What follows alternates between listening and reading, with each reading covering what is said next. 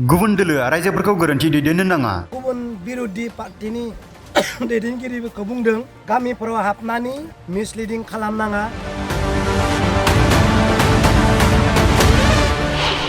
सोरखारा जोंनि रायजोनो होनांगौ खामानि सुबिदाया सोरखारासो होगोन। दिनै सरकारा हाग्रामा महिलारिनि सोरबा लिडारा बिपिएफनि बागै बा नांगोलनि बागै गुबुन दलाव होनो थाखाय खावलायगोन आरो बिथांनि बुंनायखौ जेब्ला रायजोआ लागोन अब्ला रायजोआ मोननांगौफोरनिफ्राय डिप्रेभ जानो हागौ होनना आं रायजोखौ गुबुना रायजोखौ बे सुबिदानिफ्राय जानगाराव दोननो दानाजा।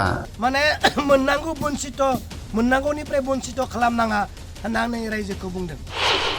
सोरखारनिफ्राय अनसुंथाइ मोननांगौनिफ्राय जानगाराव थानो दाहो रायजोफोरखौ बुरखायनायनि सिगां सानग्रो बुंदों बिक्रम दैमारि। बिपिएफनि एगेन्स्टआव खोथा बुंनानै रायजोखौ गावसोरनि फारसे नारनानै लाना थांगोन, गावसोरनियाव भट होनो थाखाय खावलायगोन। बियो गावनो रेडि जानानै थानांगोन जे आङो रायजोनो जेननायनि उनाव इलेक्सन जोबनायनि उनाव आं रायजोनो होनो हागोन ना हाया। बेनिखायनो गोबां साननाय आरो सिन्ताजोंसो नोङो खोथाखौ बुं।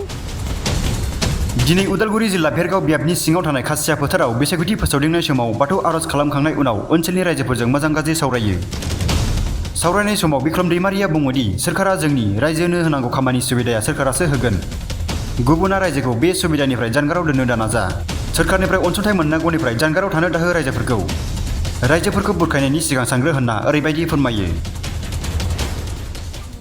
आङो बिपिएफनि अनगायै गुबुन बिरोधी पार्टीनि दैदेनगिरिफोरखौ बुंदों गामिफोराव हाबनानै मिसलिडिं खालामनाङा।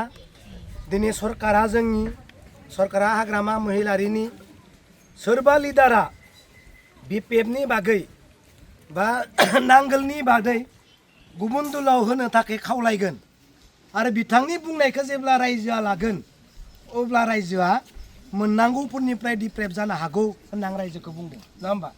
दा बिनिखायनो सोरबा लिडारा रिक्स लानानै सरकारनि बायदि आंबो खामानि मावनो हागोन होननानै सोरबाया जुदि रिक्स लानो हायोबासो रायजोनि गेजेराव खोथाखौ बुं होनना बुंदों। माने रायजोखौ मिसलिडिं खालामनाङा, रायजोखौ माने मोननांगौनिफ्राय बन्सित खालामनाङा होनना आं रायजोखौ बुंदों। बेनिखायनो जाय दैदेनगिरिया जाय बिरोधी पार्टीया बिपिएफनि एगेन्स्टआव खोथा बुंनानै रायजोखौ गावसोरनि फारसे नारनानै लाना थांगोन, गावसोरनियाव भट होनो थाखाय खावलायगोन, बियो गावनो रेडि जानानै थानांगोन जे आङो रायजोनो जेननायनि उनाव इलेक्सन जोबनायनि उनाव आं रायजोनो होनो हागोन ना हाया। बेनिखायनो गोबां साननाय आरो सिन्ताजोंसो नोङो खोथाखौ बुं जेन रायजोआ नोंनि न'आव थांनानै अरुनदयनि खामानि, आइएनएनि खामानि, आइबिएसनि खामानि, जिखिजाया खामानिखौ जेन मावनो थाखाय नोंनि न'आव जेन थाङा, नङा होमबा?